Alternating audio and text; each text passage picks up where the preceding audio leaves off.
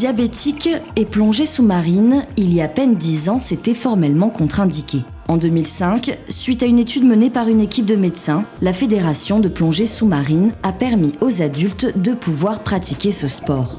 C'est au tour des mineurs de faire l'objet d'une recherche et elle se conclut à Mayotte. Ils sont 17 jeunes entre 14 et 17 ans à y participer.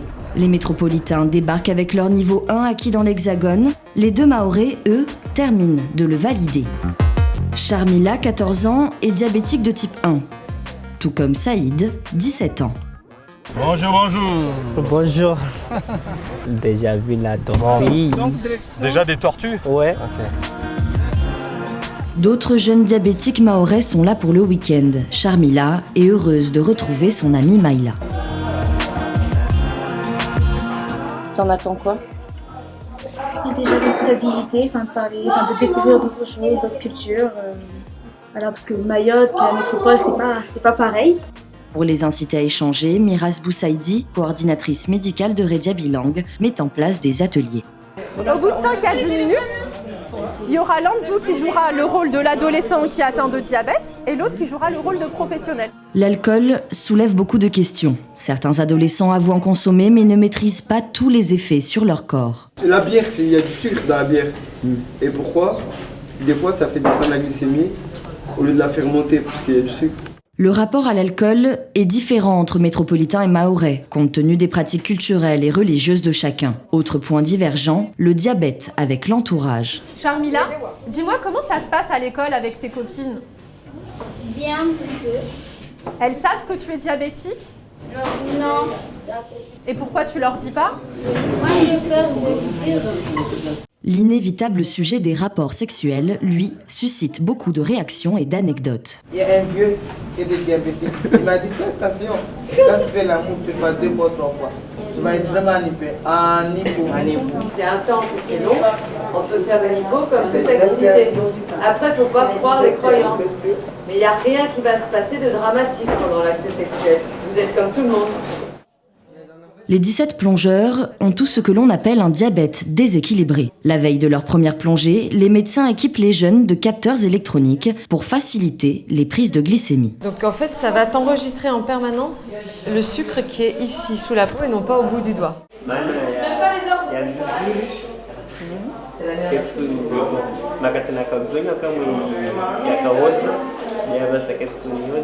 Vient le tour de Charmila. Elle craint la douleur, mais dépasse finalement son appréhension. Le capteur est indispensable pour que les médecins récoltent les données avant, pendant et après les plongées.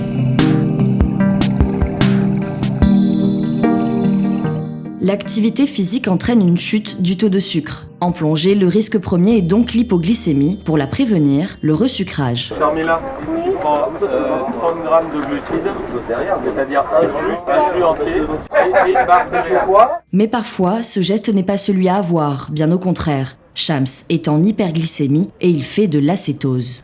Quand on a des corps cétoniques, il y a une contre-indication, une interdiction d'avoir une activité physique, sachant que lui, sa cétonémie est en train de diminuer, donc est à un seuil en dessous d'un danger pour plonger, donc il est autorisé à plonger. Jordan, sur l'autre bateau, est lui aussi en hyper. Pour pouvoir plonger, sa glycémie doit redescendre. C'est pas trop conseillé d'être hyper haut. On peut être un peu haut, mais pas beaucoup. Faire 2 unités, c'est beaucoup, c'est pas beaucoup ça. C'est assez pour descendre un peu et pour plus plonger en même temps. Les glycémies sont bonnes, les groupes de palanqués se jettent enfin à l'eau. Pendant près de 40 minutes, les jeunes découvrent la Passe en S, un site emblématique du lagon de Mayotte.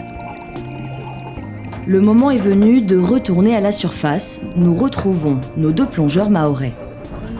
Des poissons. Aujourd'hui, on n'a pas de tortues. Ouais. Bon, ça passe bien. Vous êtes allé profond aujourd'hui, non? Ah ouais, il a 15 mètres. Oui, c'était très bien.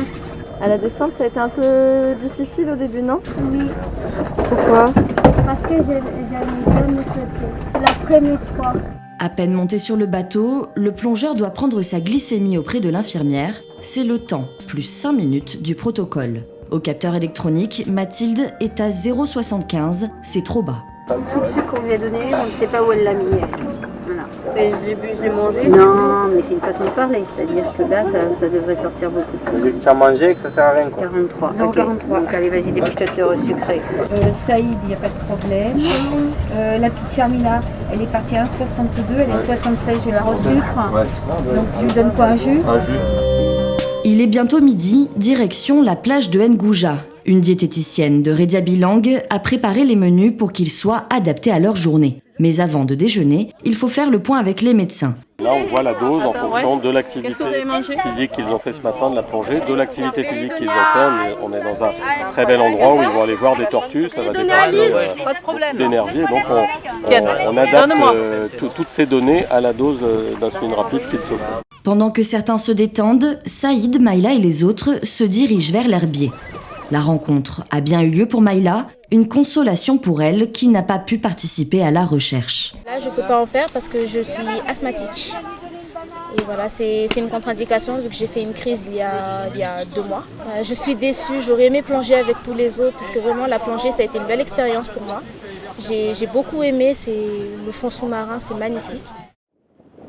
Et le fond sous-marin se livre une dernière fois aux plongeurs. Le protocole est toujours de rigueur. Ce matin, 2 cas d'hypoglycémie sont à gérer, Kylian et Jason. Conseil, Jason, on reçoit. Attends, il a pris quoi déjà? 2 jus et une barre. Et il monte pas là? Non.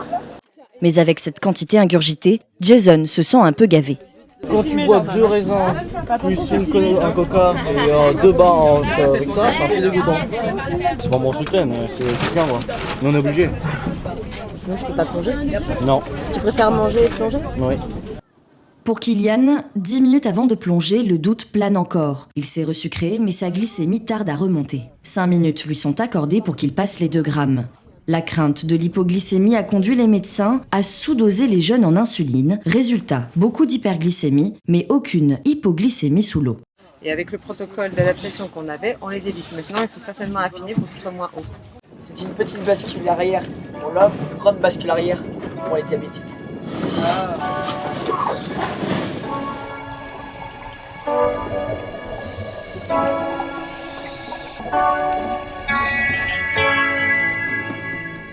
Les plongeurs remontent, Saïd fait son contrôle glycémique habituel. Il est à 4,68, avant de plonger, il était à 3,58.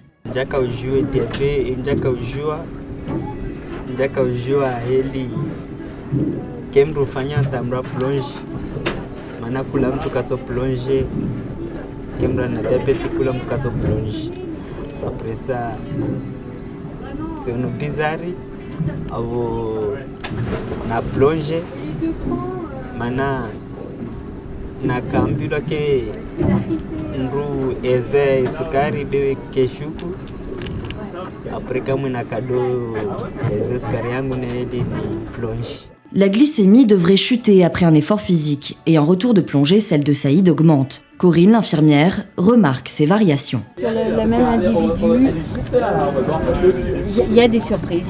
Ils partent bas, ils reviennent très haut. Ils partent haut, ils reviennent bas. C'est vraiment très très élevé. On n'est pas suivi de la même façon. À Mayotte, on n'a pas forcément tout ce qu'eux, ils ont là-bas en métropole. Par exemple, la pompe à insuline, je suis la seule à porter une pompe à insuline à Mayotte aujourd'hui. Tous les autres diabétiques de Mayotte qui me voient avec, ils m'envient, voilà. Et ça serait une bonne chose pour eux aussi d'avoir une pompe à insuline. Parce que c'est très pratique, ça change des injections 4 fois par jour. Avec la pompe à insuline, c'est 1 fois tous les 3 jours. Voilà, c'est beaucoup plus simple, c'est beaucoup plus pratique, c'est un peu plus de liberté, je dirais. Un vent de liberté s'engouffre dans le quotidien de ces jeunes. Et pour leur dernière journée, sortie bateau dans le lagon. Je me sens plus autonome. À quel niveau? Au niveau de la gestion des hyperglycémies et des hypoglycémies aussi.